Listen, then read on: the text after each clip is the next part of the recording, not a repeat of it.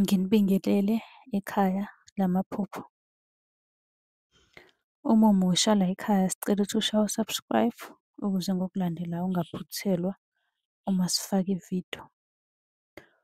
Ukubaluleka-ke kokuthi u-subscribe senzela ukuthi uma ubuza umbuzo kwi-comment sithi masibuya nevidiyo eyimpendulo, i-notification izongena kumakhalekhukhwini wakho ebese ividiyo uyayibona ngokushesha kanjalo. Kanti uma unga-subscribe-ile angeke uze ubone nhlobo ukuthi cha impendulo usuyitholile. Ngakho-ke uma unombuzo buza kwi-comment sizokwenzela ividiyo.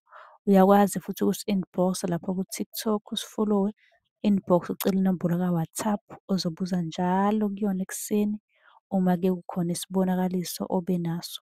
Nokubaluleka nje kokuthi-ke uwazi ukuthi ngabe lokho osuke ukuphuphile kubika ukuthini. Ake singene-ke kwelanamhlanje sikuchaza impuphu. Ake sikhulume ngempuphu ukuthi impuphu uma uyiphupha yona-ke ngabe isuke ibika ukuthini. Impuphu ephusheni uma uyiphupha isuke iyinto enhle. Ngingasho ukuthi kusuke kukhona okuhle okuzayo. Isuke ibika inhlanhla kusho ukuthi idlozi lakini lihle futhi-ke likubhekile. Kusho ukuthi kunedlozi elihle elikugadile noma ngithi elikubhekile.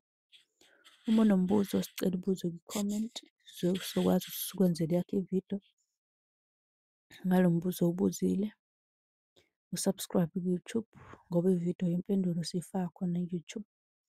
Usi-follow-we ku-TikTok ucele inamba ku-inbox. Usi-follow-we naku-Facebook nakhona sesiyatholakala ukuze noma ngabe nini-ke uma ubuza umbuzo sikwazi ukuphendula lapha ku-WhatsApp, ucele inamba ku-inbox. Nisalala.